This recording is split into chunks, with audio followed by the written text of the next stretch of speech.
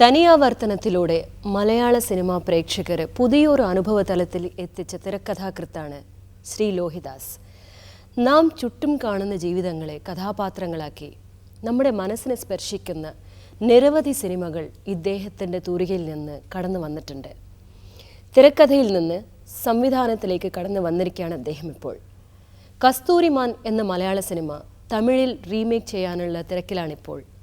ശ്രീ ലോഹിദാസിനെ നമ്മുടെ സ്നേഹപൂർവ്വം പരിപാടിയിലേക്ക് ക്ഷണിക്കുന്നു. നമസ്കാരം സാർ. നമസ്കാരം. വളരെയേറെ സക്സസ്ഫുള്ളായിട്ടുള്ള ഒരു സ്ക്രിപ്റ്റ് റൈറ്ററായിരുന്നു താങ്കൾ. തനിയാവർത്തനം തുടങ്ങി ദ മോസ്റ്റ് എമോഷണൽ ആൻഡ് എന്താ പറയുക, ആ പടം കണ്ടിട്ട് ഞാൻ ഒരുപാട് എഫക്റ്റഡായി. ആ പടം കണ്ടിട്ട് സം വെരി എമോഷണൽ ടേമോയിൽ ഉണ്ടായിരുന്നു. നമ്മളെല്ലാവരും I think we go through that kind of one stage അല്ലേ. It's like tight rope walking മാതിരി, ഇങ്ങനെ ആവും അങ്ങനെ ആവും. ഇങ്ങനെ ഒരു സക്സസ്ഫുള്ളായിട്ടുള്ള കഥകൾ കുറേ എഴുതിയിട്ടുണ്ട്. ഏത് സംഭവമാണ് സാറിനെ ഒരു സംവിധാനത്തിലേക്ക് തിരിച്ചതെന്ന് പറയാൻ പറ്റുമോ? അല്ല, സംവിധാനത്തിലേക്ക് തിരികാന്ന് പറഞ്ഞൊരു സ്വാഭാവികമായ ഒരു കാര്യം മാത്രം, അത്രയേ ഉള്ളൂ. ഇപ്പോൾ ഏതൊരു റൈറ്റർക്ക്, ഇപ്പോൾ സപ്പോസ് ഒരു തിരക്കഥാകൃത്ത് അല്ലെങ്കിൽ ഒരു നാടകകൃത്ത്, ഈ നാടകകൃത്ത് എന്ന് വെച്ച് കഴിഞ്ഞാൽ നാടക കലയെക്കുറിച്ചിട്ട് അറിഞ്ഞ ഒരാളായിരിക്കും നാടകം എഴുതുന്നത്. അപ്പോൾ അതിൻ്റെ സാങ്കേതികത അറിഞ്ഞുകൊണ്ടാണ് നാടകം എഴുതുന്നത്. അപ്പോൾ അദ്ദേഹത്തിന് ഒരു സംവിധായകനാവുക എന്നുള്ളത് ഒരു സ്വാഭാവികമായ ഒരു വളർച്ച മാത്രമാണ്. അതൊരു വളർച്ചയായിട്ട് വന്നേ ഉള്ളൂ. അപ്പോൾ അതുപോലെ തന്നെ ഒരു തിരക്കഥാകൃത്തായ ഒരാൾ സംവിധായകനാവുക എന്ന് പറയുന്നത് ഒരു സ്വാഭാവികമായ ഒരു പരിണാമം മാത്രം. ലൈക്ക് ഒരു ഷോർട്ട് സ്റ്റോറി എഴുതിയിട്ടുണ്ടായിരുന്ന ഒരാൾ ഒരു നോവൽ എഴുതുന്നത്, അതിനുശേഷം ഒരു തിരക്കഥ ആക്കുക, അതങ്ങനെയാ ഒരു സ്റ്റേജസ് ഓഫ് അങ്ങനെ വരുമ്പോൾ ഇപ്പോൾ സാറ് തമിഴിൽ കസ്തൂരിമാൻ എന്ന് പറഞ്ഞൊരു പടത്തിനെ റീമേക്ക് ചെയ്യുന്നുണ്ട്.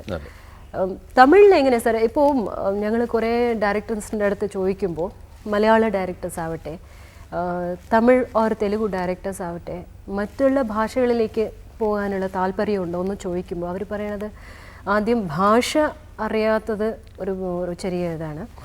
സെക്കൻഡ് ഇസ് ആ കൾച്ചർ നമുക്ക് അറിഞ്ഞൂടാ എന്നാണ് അവരുടെ ഒരു മറുപടി. അപ്പോൾ സാർ എങ്ങനെ ഒരു തമിഴിലേക്ക് വരാനുള്ള ഒരു ഡെസിഷൻ എടുത്തത്? അതെ, ഞാനൊരു തമിഴിലേക്ക് വന്നത് ഇപ്പോൾ നിശ്ചയമായിട്ടും തമിഴിൻ്റെതായുള്ള ചില സാംസ്കാരിക കൾച്ചറിൽ ചില ഡിഫറൻസസ് ഉണ്ട്. പക്ഷെ അങ്ങനെ ഒരു ഭയങ്കര ഡിഫറൻസ് ഉണ്ടെന്ന് എനിക്ക് തോന്നുന്നില്ല. ജീവിതം എല്ലായിടത്തും ഒന്ന് തന്നെയാണ്, ഇമോഷൻസ് എല്ലായിടത്തും ഒന്ന് തന്നെയാണ്. അത് ഏത് ദേശമായാലും ഏത് ഭാഷയായാലും ഒന്ന് തന്നെയാണ്. അപ്പോൾ അതുകൊണ്ട് അങ്ങനെ ഒരു ഭയങ്കര ഒരു മാറ്റം അല്ലെങ്കിൽ ഒരു വ്യത്യാസമുണ്ടെന്ന് എനിക്ക് തോന്നുന്നേയില്ല. അപ്പോൾ കസ്തൂരിമാൻ എന്നുള്ള മലയാളത്തിൽ സക്സസ് ആയ ഒരു ചിത്രം ഇവിടുത്തെ ഒരു സാംസ്കാരികമായ നിലപാടുകളോട് അത് മനസ്സിലാക്കിയിട്ട് ചെയ്യാവുന്നതേ ഉള്ളൂ. അപ്പം അതുകൊണ്ടാണ് എല്ലാ ഭാഷേനേക്കാളും തമിഴ് കുറച്ചും കൂടി അടുപ്പമാണ്. നിശ്ചയമായിട്ട് തമിഴും മലയാളവും ഒരു സഹോദരി, ഒരു പിരിവിൻ്റെ അല്ലേ, ഒരു ഇതിൻ്റെ പിരിവ്, അമ്മയും മകനെയും പോലെ. അപ്പോൾ അങ്ങനെ ആകുമ്പോൾ തമിഴ് സിനിമ ഈ കസ്തൂരിമാൻ വിജയിച്ചു. Definitely it has to be a success. I wish for that. അതിനുശേഷം തമിഴിൽ തുടരാനുള്ള ഒരു പ്ലാൻ ഇല്ല. നമുക്ക് എപ്പോഴും ഏറ്റവും സുഖകരം എന്ന് പറയുന്ന അവസ്ഥ സ്വന്തം ഭാഷയിൽ, മാതൃഭാഷയിൽ തന്നെ ചിത്രങ്ങൾ ചെയ്യൽ, കലാപ്രവർത്തനം നടത്താൻ ഏറ്റവും സുഖകരമായ അവസ്ഥ.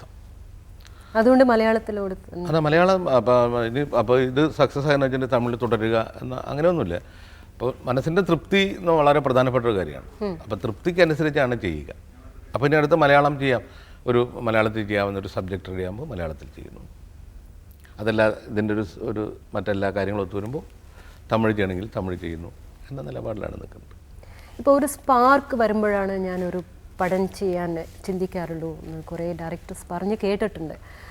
അങ്ങനെ ആകുമ്പോൾ സാറിന് എന്തെങ്കിലും ഏത് സ്പാർക്കാണ് സാർ ഇത് നമുക്ക് കഥയാക്കിയെടുക്കാം, ഈ കഥേനെ നമുക്ക് we have to show to the people എന്ന് തോന്നിപ്പിക്കുന്നത്? അതിപ്പോൾ കൃത്യമായിട്ട് പറയാൻ പറ്റില്ല. ഇപ്പം എൻ്റെ എല്ലാ കഥകളുടെയും പിന്നിൽ ഒരു സ്പാർക്കുണ്ട്. അത് ഈ പടം ചെയ്യാനുള്ളപ്പോഴല്ല, ഞാൻ ഈ ജീവിച്ചു വന്ന വഴികളിൽ എവിടെയോ ഒക്കെ വെച്ച് എനിക്ക് കിട്ടിയതാണ്. അപ്പോൾ ഈ പടം ചെയ്യാൻ ആലോചനയല്ല കിട്ടുന്നത്. ഇങ്ങനെ ഒരുപാട് സ്പാർക്കുകൾ എൻ്റെ ജീവിതത്തിൽ ഉണ്ടായിട്ടുണ്ട്.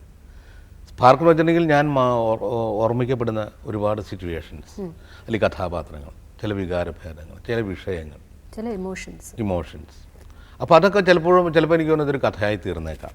അത് എപ്പോഴാണ് കഥയായി തീരുന്നതെന്ന് എനിക്ക് പറയാൻ കഴിയില്ല. അതുകൊണ്ട് ഞാൻ പലപ്പോഴും കഥ ഉണ്ടാക്കുകയേ അല്ല, ഉണ്ടാക്കാൻ കഴിയില്ല. കഥ അങ്ങനെ ഊറി വരികയാണ്, അല്ലെങ്കിൽ മുളച്ചു വരികയാണ്. അപ്പോൾ എപ്പോഴാണ് ഒരു വിത്ത്, ഒരു കഥയുടെ വിത്ത് ഒരു കഥയായി മുളച്ചു വരുന്നതെന്ന് എനിക്കിപ്പോൾ പ്രെഡിക്റ്റ് ചെയ്യാൻ പറ്റില്ല. അത് ചിലപ്പോൾ നാളെ വന്നേക്കാം, ഒരാഴ്ച കഴിഞ്ഞിട്ടായിരിക്കാം.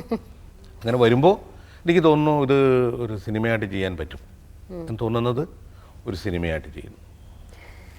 ഇപ്പോൾ സാറിൻ്റെ കഥകളും സാർ സംവിധാനം ചെയ്ത ചിത്രങ്ങളും കാണുമ്പോൾ ഒരു ഭയങ്കര സാഡ്നെസ് ഉണ്ട്, ഒരു സ്ലൈറ്റ്ലി മാഡ്നെസ്സും ഉണ്ട് അതിൽ. അത് എന്താണ് അങ്ങനെ? ആ സ്വാഭാവികമായിട്ടും ഒരു പക്ഷേ എൻ്റെ വ്യക്തിത്വത്തിൽ കലർന്നതായിരിക്കാം. ആണോ?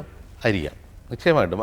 കാരണം എൻ്റെ ജീവിതത്തിൻ്റെ റിഫ്ലക്ഷൻസ് തന്നെയായിരിക്കും എൻ്റെ സിനിമകൾ. അത് തന്നെയായിരിക്കും എൻ്റെ കഥാപാത്രങ്ങൾ ചിന്തിക്കുന്നത് ഞാൻ ചിന്തിക്കുന്നത് പോലെ തന്നെയാണ്. അപ്പോൾ എൻ്റെ സങ്കല്പങ്ങളും എൻ്റെ ഭാവന, എൻ്റെ സ്വപ്നങ്ങൾ, എൻ്റെ സങ്കടങ്ങൾ, ഇതൊക്കെ തന്നെയാണ് എൻ്റെ കഥകളിലും കഥാപാത്രങ്ങളിലും ഉള്ളത്. അപ്പോൾ സ്വാഭാവികമായിട്ടും എൻ്റെ ഒരു വ്യക്തിത്വം അതിൽ കലർന്നിട്ടുണ്ട്. അപ്പോൾ എന്തെങ്കിലും ഒരു മാഡ്നെസ് ഉണ്ടോയെന്ന് ചിലരെന്നെ ഇങ്ങനെ പറയാറുണ്ട്, നിങ്ങൾ ചെറിയ തകരാറാണ്, നിങ്ങൾക്ക് ചെറിയ മാനസികമായിട്ട് തകരാറുള്ള ഒരാളാണെന്ന് കണ്ടാലറിയാം, നിങ്ങളുടെ സിനിമകൾ കണ്ടാലറിയാം എന്ന് പറയാറുണ്ട്. ഇപ്പോൾ ഒരു സിനിമ എന്ന് പറയണത് നമ്മൾ ജീവിക്കുന്ന ഈ സൊസൈറ്റീനെ റിഫ്ലക്റ്റ് ചെയ്യണ ഒരു സിനിമയായിട്ടല്ലേ എല്ലാവരും പറയണത്? വലിയ വലിയ തിരക്കഥാകൃത്തുകളൊക്കെ പറയണത് I am just recording what is happening in the society. അങ്ങനെയാണോ സാർ ചെയ്യണത്? എന്നെ സംബന്ധിച്ച് അങ്ങനെയല്ല. ഓരോരുത്തർക്കും ഓരോ കാഴ്ചപ്പാടാണ്. ശരി. ഇപ്പോൾ ഒരു സൊസൈറ്റി കാണുന്ന അതേപടി ഇങ്ങനെ പകർത്തി കാട്ടുക എന്നുള്ളതല്ല ഒരു കലാകാരൻ്റെ കടമ എന്ന് എനിക്ക് തോന്നുന്നു. അല്ലെങ്കിൽ കടമയല്ല, അവനങ്ങനെ ചെയ്യാൻ കഴിയും.